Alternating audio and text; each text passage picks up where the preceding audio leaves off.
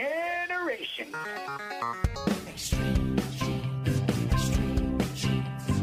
Dates in the Bible don't quite match the marriage certificate.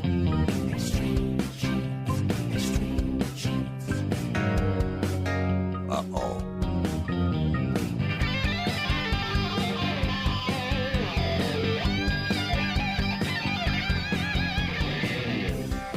And welcome to America's Family History Show, Extreme Genes and ExtremeGenes.com. It is Fisher here, your radio root sleuth, on the program where we shake your family tree and watch the nuts fall out. Well, it is great to have you along, Genies. We got some incredible guests today. We have Jack Holder on the show coming up in about 10 minutes. Jack lives in the Phoenix area. He's 99 years old, and he was like 300 yards, really close to the very first bomb that was dropped on Pearl Harbor. He was on Ford Island, right near Battleship Row, and you're going to want to hear his story. He was also in the Battle of Midway, and he's got great stories to tell. Look forward to talking to Jack. And then after that, we're going to talk to Cynthia Hallen. Cynthia is one of those ordinary people with extraordinary finds. You're going to want to hear her ancestral story that she dug up not that long ago. Hey, if you haven't signed up for our weekly Genie newsletter yet, we are ready to get your email so we can get that off to you. Get a blog from me each week, a couple of links to past and present shows, and links to stories you'll appreciate as a genealogist. Now it's time to head out to Boston, Massachusetts, where David Allen Lambert is standing by, the chief genealogist of the New England Historic Genealogical Society and AmericanAncestors.org. David, how you doing, buddy?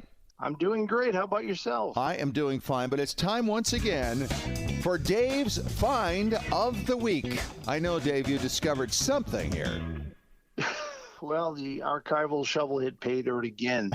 My fourth great grandfather, who I knew was a lieutenant colonel in the Revolutionary War, I was looking through the acts and resolves. These are petitions in the Commonwealth of Massachusetts to the governor, and he sent a petition that a ship should be outfitted and he would navigate it to leave Newburyport to head to Newfoundland because there was a British prisoner of war ship about to head back to England that they got word of that had 130 American prisoners of war. The approval was granted. And how do I know that? Because in the back of one of the documents, it's got a John Hancock from none other than John Hancock. That is cool.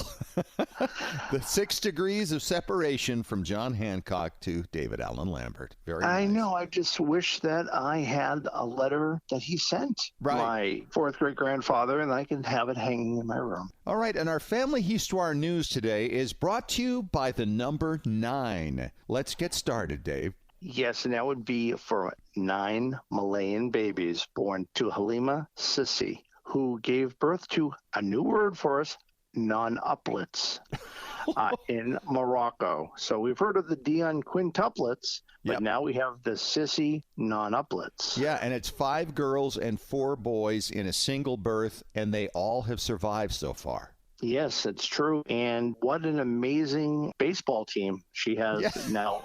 It's absolutely incredible. And I just, gosh. Well, moving on, staying with the number 9, let's go back about, 50,000 to 100,000 years ago, because 9 Neanderthals were found in a cave south of Rome, Italy. And this includes skulls and teeth and bones. And with 23andMe sharing with us how much Neanderthal we have in our genome, well, I just want to say I am so grateful that they finally found my great-great-great-great-great-great-great-great-great-great-great-grandfathers and grandmothers. That's a lot of greats. And probably I would have to continue to say greats for the rest of the season to do this. At least the rest of the show, that's for sure. And speaking of DNA, happy 20th anniversary to the human genome discovery. It's amazing to think that it was that short a time that we were only even anticipating genealogical evidence within the DNA. I didn't even think it was going to be possible. You know, the human genome is about as complex as a mouse or a fruit fly, having about 21,000 genes, but it's 3 times less than an onion. That's crazy, isn't it, to think that that's all we are? That's it. That's it. So the next time you kill a fruit fly, you might feel kind of bad. Yeah, I suppose that's true. You know, the USS Oklahoma was one of these ships that actually sank and flipped in Pearl Harbor, and many were trapped. And that includes two brothers, Harold F. Trapp, age 24, and his brother William H. Trapp, age 23, both from LaPorte, Indiana. They were killed in the Oklahoma. These two brothers are now identified, according to the Defense POW MIA accounting agency, who have been actively working to identify DNA matches with the remains of unidentified sailors and Marines from Pearl Harbor. That's an amazing project, and they just keep coming up with new identifications. This is great to get these boys home. Truly is. Let's go across the pond to a lake in Switzerland, Lake Lucerne, where a 3,000-year-old village has recently been found. Now, if you ever saw The Hobbit and you know of the village of Lake Town that smog destroys, well, it's kind of like that. It was a stilt village out on a lake, and it was 3,000 years ago when it started to be constructed, and it's only 14 feet in the water. Apparently, it's been there for millennia under the boats, and they never knew to look. And until now, they have found artifacts, including wooden portions of the structures still there. Wow, that's insane. How do you miss that? It's right there. Well, apparently they're finding wooden pieces that are just happen to be in the silt, and they realize that it's not just logs. It's actually a structure because they're all hewn, and they're finding metal objects as well. So, yeah, maybe lakefront property isn't the best, but for archaeologists in Switzerland, they're benefiting by it now. Pretty much so, yeah. So that's all I have from Beantown this week for you. And remember, if you're not a member of American Ancestors, I welcome you to join, and you can save $20 if you use the coupon code EXTREME on AmericanAncestors.org. Talk to you real soon. All right, David, thank you so much. We'll catch you at the back end of the show for Ask Us Anything. And coming up next, we're going to talk to 99-year-old Jack Holder. He was at Midway. He was at Pearl Harbor. He was really close to the very first bomb dropped. You're going to want to hear his story from his own lips coming up next on Extreme Genes, America's Family History Show.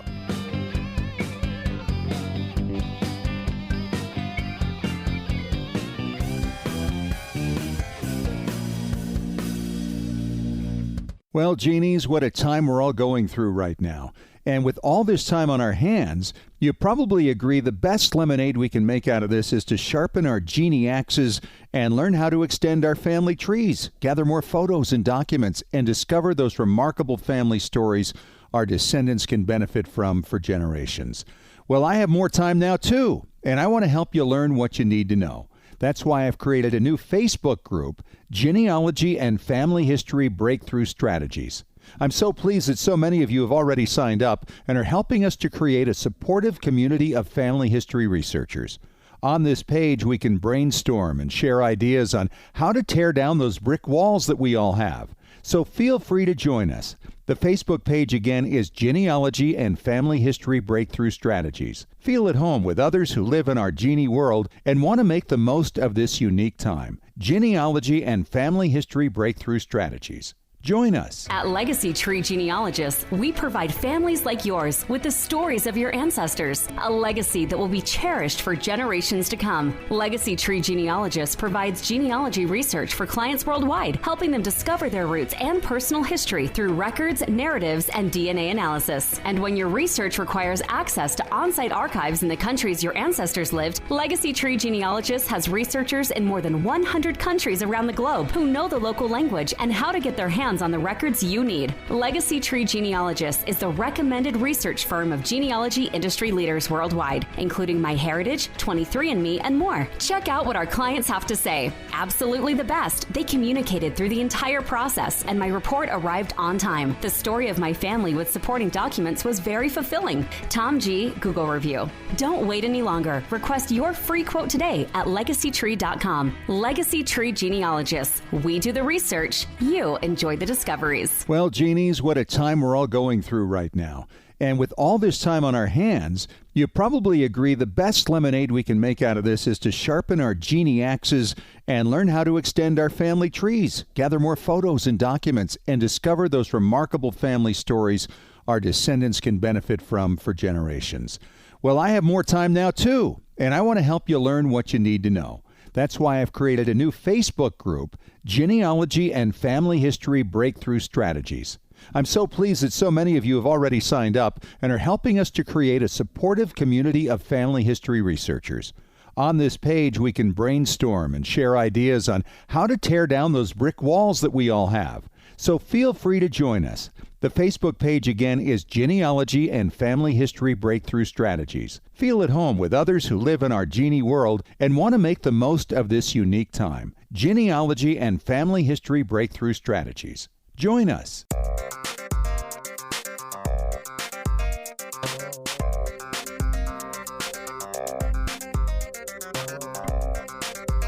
And welcome back to America's Family History Show, Extreme Genes and ExtremeGenes.com. It is Fisher here, your radio root sleuth, and what an honor it is for me today to be talking to 99-year-old Jack Holder in Arizona. Jack has written a book called Fear, Adrenaline, and Excitement, covering his military experiences. Jack, welcome to Extreme Genes. Well, thank you so much. It's my honor to join you. Well, Jack has quite a history because during the Japanese attack on Pearl Harbor on December 7th, 1941, he had, what would you say, a front row seat, Jack? I definitely had a front row seat. I had the duty that day. It was when the section leader began roll call in our hangar. We heard a fast-moving aircraft, and moments later, a terrible explosion. The hangar beside us blew up. It received the first bomb that fell in Pearl Harbor. You were right there for the first bomb. It dropped about 100 yards from me. I was right there. Oh, my goodness. So the beginning of World War II was 100 yards from you. Yeah, that's correct. Wow. And you were, as I understand it, on Ford Island? I was on Ford Island, yes. Ford Island is a small island right inside Pearl Harbor itself. Mm-hmm. And I understand that you actually got really close to one of these planes that I guess was strafing? Well, he got pretty close to us. It so happens that when we run outside and seen the aircraft overhead with the rising sun and signal in the air, it so happened that one of my shipmates remembered there was a sewer line under construction behind our hangar. He says, "Let's go for the ditch. Follow me." We all ran, jumped in it, sat there clinging to each other. And, of course, one of the pilots seen us. He circled, strafed the ditch, missed us by probably 3 feet. He hit the dirt piled up beside the ditch. Oh, my gosh. And as I understand, you were actually so close as he came over that you could see his face. I could see his face. I could see his unbuttoned helmet flapping in the breeze and all those big, shining white teeth. Really? I guess he was pretty happy. He looked like he was enjoying himself. I think so. Wow. How long had you been at Pearl Harbor before all this happened? Just 6 days short of 1 year. So as you were in this ditch after this initial attack, what happened then? Where did you go?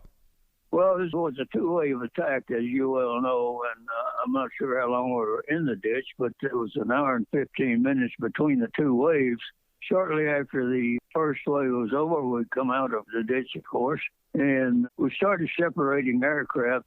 We had 12 aircraft parked between the two hangars, VP-21 and VP-23, my hangar. Half of them were on fire from the first bomb that fell. We started separating burning aircraft from aircraft that weren't damaged, and I was ordered by the leading chief to grab 2 more sailors and go in the hangar and get the squadron commander's aircraft ready for flight. We got the engines ready, buttoned them up. The aircraft was rolled out, refueled, loaded with 2 1,000-pound bombs. The captain and his crew flew for 19 hours looking for the Japanese fleet, but found nothing. But the devastating thing that I seen, I could look down Battleship Row and see the Arizona, the Nevada, West Virginia, Tennessee, California, Utah.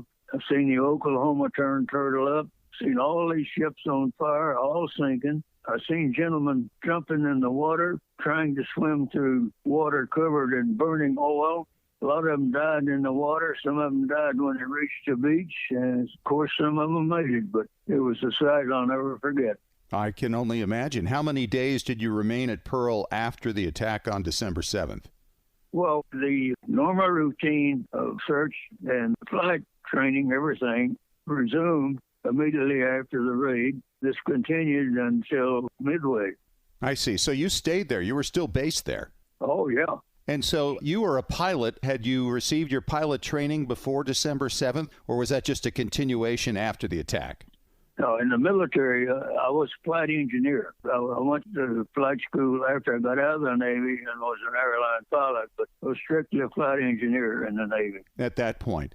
So as I understand it, Midway, of course, was not that long after Pearl Harbor. It was just a matter of several months, and it was obviously very important because you had 4 Japanese aircraft carriers trying to lure in what they thought was what was left of the United States Navy. They were going to attack it, take over Midway, and then they were in a position where they could have attacked the West Coast. But we, of course, intercepted all their messages, so we knew what the plan was. And so we had our own carriers out there that they didn't even know existed at that point, and you were part of the Battle of Midway. Let me run through that complete story of that. Immediately after the Jimmy Doolittle raid Tokyo, Naval Intelligence began receiving numerous coded messages using the letters AF and AO. We understood part of the Japanese code. We knew that one of these stood for the Aleutian Islands and the other for Midway, but we could not tell which was which. Our chief of intelligence told Admiral Nimitz, he says, I've devised a plan to ascertain what they mean. He says, we can send out an uncoded message saying Midway has just had a freshwater condenser failure. Nimitz said, send it. The Japanese took the bait. They sent out a coded message saying AF has just had a freshwater condenser failure. Nimitz then sent a small task force to the Aleutian in disguise, sent the rest of the fleet to Midway, positioning the aircraft carriers in one position, the rest of the fleet in another. My squadron left Pearl Harbor on May 28, 1942, began our search for the Japanese fleet. June the 3rd, we found them 450 miles northeast of Midway, proceeding towards Midway under a weather front. And when you say we found them, you were part of the group that did find them. I was in the aircraft that made the report of their position. That is amazing to me. And it's a little personal, too, because I had an uncle, Don Olson, who served on the USS New Orleans at the Battle of Midway, and I've reviewed his naval records and the experience at that time, and it was a world-changing battle, the Battle of Midway, because it protected the West Coast, it pushed the Japanese back. I believe they were also planning on attacking Australia, and this really, that's right. This was kind of the end of their pushing east and their aggression in that direction. They had to go into a more defensive position after this, right? That's right. They wanted to control all the shipping lanes for the Philippines. Do you think back on this, Jack? I mean, you're 99 years old now. You must look back on this 80 years ago. It seems, I'm sure, like another lifetime ago. Well, it seemed like an awful long time, but I remember it like it was yesterday. I bet it does. It's life-defining when you go through something like that, yes? That's very true, yes. How many of your friends from those times are still with us? Recently, I have a very good friend here, a Rear Admiral by the name of Jim Simons. He had some contacts, and I come up with a group of at least 30 or 40 names that I remembered in my squadron, and they did research on these, and they could not make contact with a single one. So you're it? Well, I'm the only one in Phoenix. I think there's only 2 of us in Arizona. You know, you're talking about Australia a while ago. I've been back to Pearl Harbor on December the 7th several times, taken back by the Greatest Generation Foundation. The president is a gentleman by the name of Timothy Davis. He's Australian. When I first met him, I says, how come you Australian got mixed up in all of this? He said, Jack, if it hadn't have been for you boys, Australia would be speaking Japanese. That's absolutely true. You did a lot of stuff. You also fought in the Atlantic Theater. I was transferred to back to San Diego, went through training in the B-24 Liberator. In April 1943, flew 56 missions of anti-submarine patrol over the English Channel and the Bay of Biscay, which is the western coast of France. That's unbelievable. And I'm seeing a number here that you flew 315 Navy missions. How is that even possible? Well, I don't know. I just, when they say go, you got to go. You go and you go. But I mean, really, what were the odds of survival with that number of missions under your belt? Well, I can tell you this. Every time you board that aircraft, you say, well, maybe this might be the last one. You never know. I can only imagine. 2 distinguished Flying Cross medals, and then afterwards you worked as a corporate pilot. What a life. Yeah, that was a charter airline, Los Angeles Air Service in California for 7 years. Then I went to a Union Oil Company as a corporate pilot for another 10 years.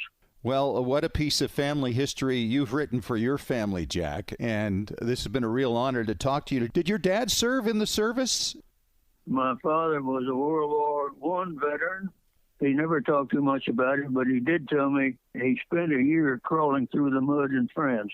Oh, wow. That had to be just as difficult as everything you went through. That's true, yeah. Unbelievable. And you turn 100 in December. In December, I'll be 100, yes. Unbelievable. He is Jack Holder. He's from Phoenix, Arizona, a survivor of the attack on Pearl Harbor on December 7th, 1941. At Ford Island, and actually was able to look right into the face of one of the Japanese pilots who was strafing him and his buddies. What a life, what a story, Jack. You've written this book about your life. What's it called?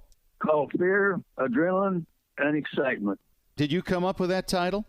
Yes, I did. And what does it mean to you? Well, it means exactly what I experienced. There's a great difference in being afraid and the moment of fear. If a person's afraid, it creates bad decisions.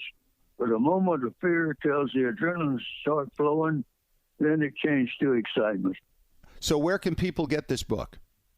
On Amazon and my website, jackholder.org. Wonderful. Jack, thank you so much. I look forward to reading the book. Okay.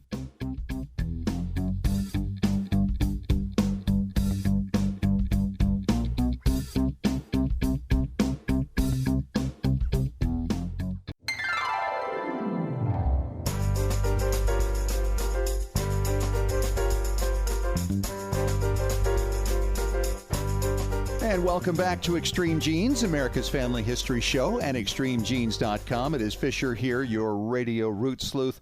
I'm always amazed by how many people have somebody in their family history who was involved in a disaster, and how many of these disasters have led to commemorations over multiple generations as people think back to what may have happened. For instance, descendants of the Titanic still, of course, remember what happened then. The General Slocum disaster along the East River in New York City in 1904. I have a cousin whose German ancestors were in that, and many of them died, and many of those descendants still gather every year in New York to commemorate what took place then.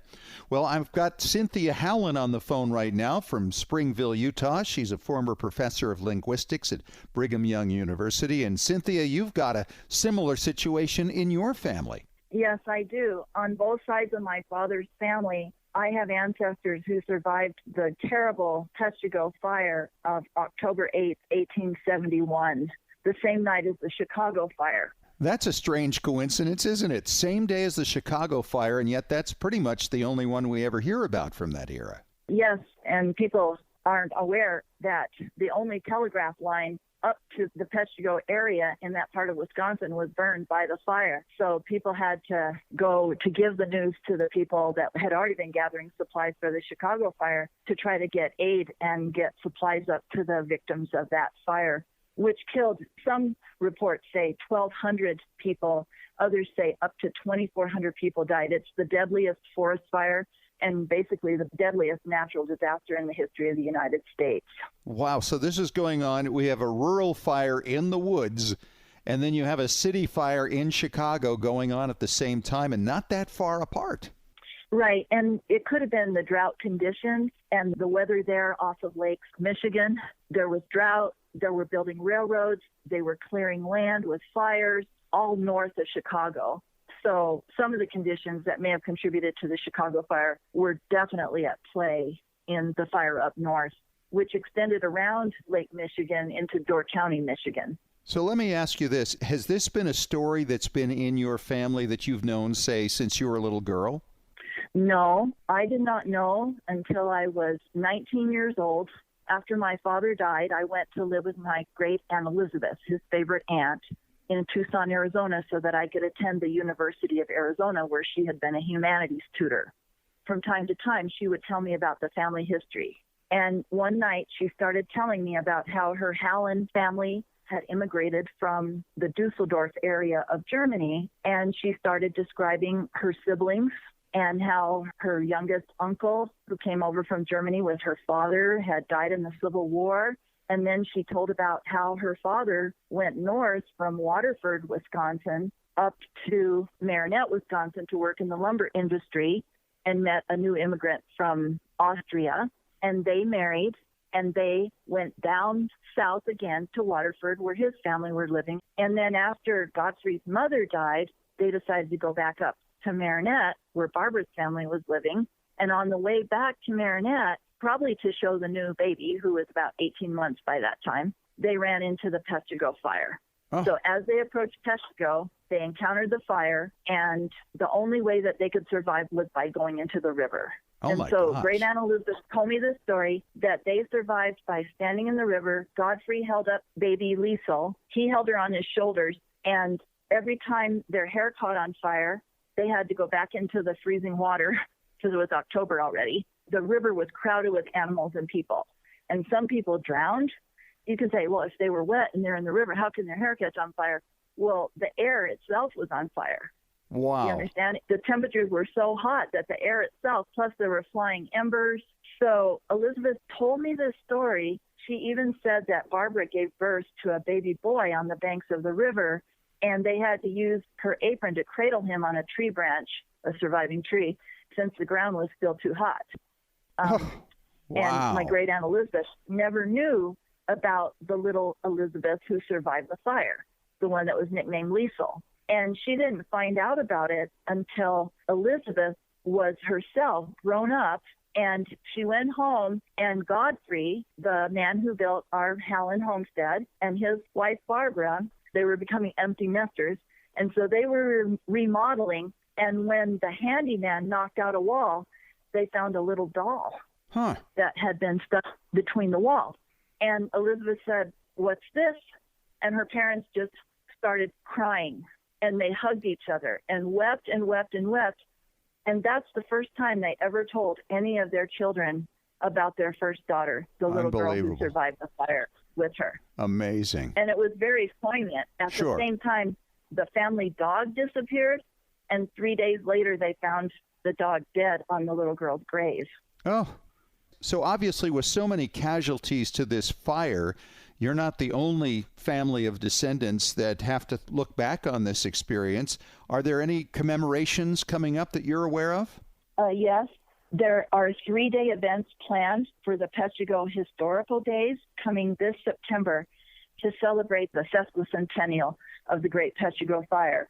So they have 3 days of events planned. For example, on Friday, September 24th, the Embers 1871 Genealogy Organization will be hosting a memorial dinner, and they'll have a show enacting some of the stories of the people who perished in the fire or who survived the fire.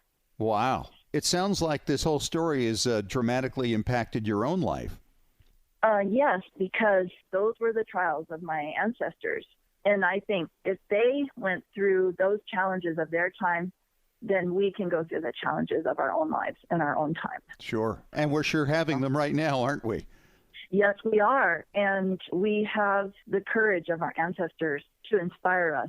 You know, I think this is why it's so important for people to find out about their family history and to research those ancestors and to ask the old people about what they know and what they remember and try to push those stories and get them out there. And you've done such a great job, by the way, of getting your story out to where your family can quickly and easily access it by creating a family history website. And it's very artistically done. Did you design the whole thing yourself?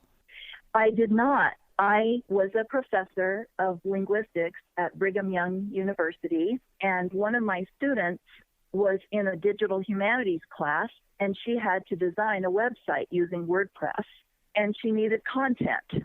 And she knew about my family history experiences, and so she asked me if I had any content for a website, and I said, yes, please help me with my family history. And so Anna Canlis designed the layout for the website. I provided the artwork. So, for example, one of the photos that I found when my grandfather invited me to go through the house that his father built after the fire in Marinette, Wisconsin, there was a photo of a young mother holding a baby.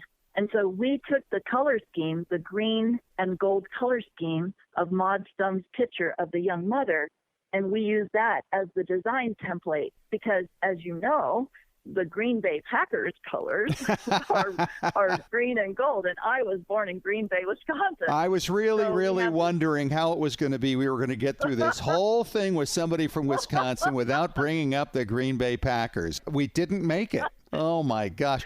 Well, it's a beautiful site. It's well done. She's Cynthia Howland from Springville, Utah, a former professor of linguistics at Brigham Young University. Cynthia, thanks for coming on and sharing the story about the fire, a remarkable tale of survival, and to hear about the commemorations coming up. I'm sure it's going to be very meaningful to a lot of families. Thank you, Scott. And coming up next, it's another round of Ask Us Anything as David Allen Lambert and I answer your questions. We're going to be talking about church records and some new military database info that's out when we return in 3 minutes on Extreme Genes.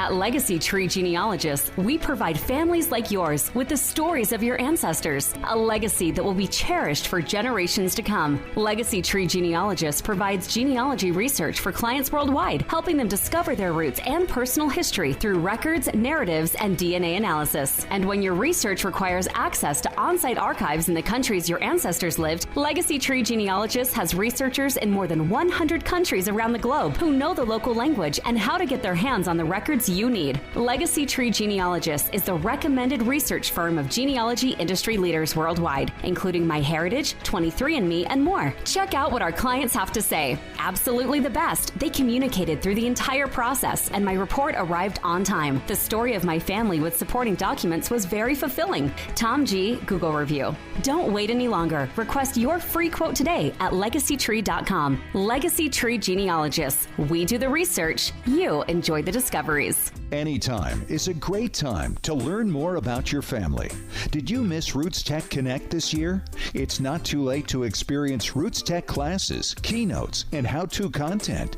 Just visit rootstech.org to see what you missed and to experience Roots Tech Connect on your own timetable. Select inspiring and insightful messages that will help you in your pursuit to connect with and share your family story in new ways. You can then use the free resources found at FamilySearch.org or the Family Search Family Tree app to have a deeper personal experience getting to know your family, past and present. Connecting with family and learning about your ancestors provides healing, peace, and a sense of belonging. And it's easy to share what you learn with others to help and inspire them as well. Visit rootstech.org for some inspiration or visit FamilySearch.org to continue on your journey of family discovery today. Well, genies, what a time we're all going through right now. And with all this time on our hands, you probably agree the best lemonade we can make out of this is to sharpen our genie axes and learn how to extend our family trees, gather more photos and documents, and discover those remarkable family stories our descendants can benefit from for generations. Well, I have more time now, too, and I want to help you learn what you need to know. That's why I've created a new Facebook group, Genealogy and Family History Breakthrough Strategies. I'm so pleased that so many of you have already signed up and are helping us to create a supportive community of family history researchers. On this page, we can brainstorm and share ideas on how to tear down those brick walls that we all have. So feel free to join us. The Facebook page again is Genealogy and Family History Breakthrough Strategies. Feel at home with others who live in our genie world and want to make the most of this unique time. Genealogy and Family History Breakthrough Strategies. Join us.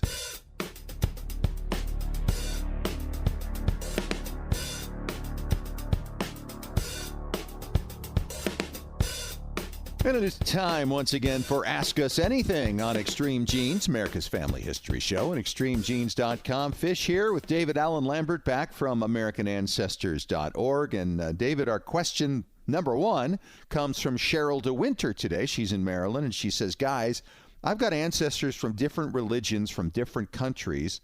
Would churches have any useful records to help me know more about these people? Oh, that's a good question. Wow, yeah. Church records are amazing. In fact, in a lot of communities where vital records, birth, marriage, and deaths are not being recorded, it really is the church record that we have to turn to. And of course, it's important to try to figure out, first off, what church your ancestor went to. Sure. And that is really easy in a way. If you find the marriage record for your ancestor, it may have been abbreviated where you found it online with just the bride and groom's names and the date and the place, but dig a little deeper and see who the minister is or the clergy that performed the ceremony. Now, it's possible they got married by a justice of the peace, but the majority of the early marriages would have been done by ministers. So then you basically look up in that community and find out, even sometimes by Google, what minister was associated with a particular church in a community, and then you start looking for the records. In the first place, I look our family search catalog online. Yeah, there's so much information to be found there. A lot of times you don't even have to go that far. A lot of times it'll just tell you what the church was they were married in, and now you know where to look for the records. But what I love about so many different churches is they will tell you which congregation they belong to and then where they were moving to. And so you can often follow them around. The Quakers especially are really good for that kind of record. Right. The monthly meetings are amazing because they also give you disciplinary actions. And, well, if you find that the bride and the groom go before the church to confess a sin, and that the baby is baptized soon after, and you kind of look at, as my grandmother used to say in New England, second child takes 9 months, first child can arrive at any time. Yeah. So you might find the church records give you a little clue as to the who, what, and the where of your family tree when the vital records don't. The other thing church records are great for are mini censuses, because sometimes there's a listing of church members when there may not be a federal or a state census that you have available to you for those between census years after 1790, or even censuses of church members prior to 1790 that will give you a listing of who the congregants are, who signed the covenant of the church. And that really helps out a lot piecing together a community. As a town historian, that's the earliest access I have for my community, because the men are listed in the census and the men are paying the taxes the majority of the time. And it lists everybody who is a member of the church. Then, of course, you can just kind of piece them together. Absolutely. And you know, Dave, a few years ago, I found a list from a Sunday school of a church in the 1790s in Westchester County, New York. And it listed all these people. It wasn't alphabetical, but it was very obvious that these were people who were sitting close to one another. And with the people I knew who were related to each other, I came to realize these people are sitting next to relatives. And so if I had a suspicion that this person might fit in this way, finding them sitting next to other people actually helped me to verify what I felt was a pretty strong theory, having gone through it. So, you know, there's so many different things you can do with church records, from following them across the country or just maybe across town, from identifying parents who are witnesses, for instance, to a wedding. They can give you some clues as well. I found a wedding just a couple of weeks ago, and the witnesses were a known sister. So that validated that I had the right person. So go to town on that, and best of luck with it, Cheryl. Thanks for the question. And we've got another one coming up for you here in just about 3 minutes on Ask Us Anything when we return on Extreme Genes, America's Family History Show.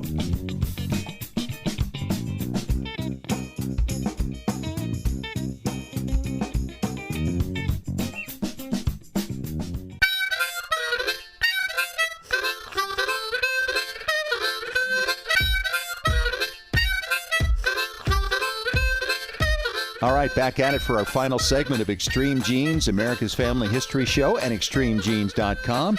It is Ask Us Anything. It is Fisher here with David Allen Lambert from the New England Historic Genealogical Society and AmericanAncestors.org. And David, we have a question from Jeff Fowler in Eastchester, New York. He says, Dave and Fisher, I am looking for my ancestor who was an Army officer in California in the 1920s. I know there was some problem in St. Louis in 1973. Is there any way to find information on this man? David. Well, 1973, of course, Fisher, there was that great fire, but you can make a request from St. Louis for records that survived the fire. They are called the burnt files. So don't give up hope on St. Louis if you haven't tried it yet. The other thing is your ancestor may have been in a VA hospital. And the VA hospital records, you can search those on Family Search, but there's a brand new database, 1.5 million enlisted and officer muster rolls and rosters from 1916 to 1939 are now on FamilySearch.org. Ooh. It's an amazing database, and you can search by first name, last name, birthplace, birth year. Now, on every muster roll, it doesn't give all the details, but if you want to place somebody anywhere they may have been in the military, that's going to be a great asset to you, especially for those pre-World War II and post-World War I years, because this covers 1916 to 39. So it's also good for your World War I research. It's going to include World War I and just up to World War II. That's amazing. And so for all of us who have those Guild of One Name study obsessions for a surname, plug in the last name and find what cousins you didn't realize you had, or maybe get more detail about somebody being in the military that you maybe earmarked from, say, the 1930 census that said they were in the military. So this is a great resource, and I hope that our listener will find that beneficial to their research. The other thing, of course, is newspapers, newspaper articles. There are so many different things like newspapers.com and Genealogy Bank, where you can find stories of a person being commissioned or maybe being discharged or sick in the hospital or being sent overseas, especially if it's a small town newspaper. They're great for front page news on vets. How about yourself? Yeah, I just went through that very process in putting together a book on my family in World War II. And when you can put together the personnel record, for instance, of a military member in your family, along with maybe the history of their unit, the history of what was going on in the world or in the war, if there was one at that time, along with the newspaper accounts and maybe even some letters that might have been passed down in your family, you can put together amazing detail and timelines to really document what was going on with that person throughout their military career.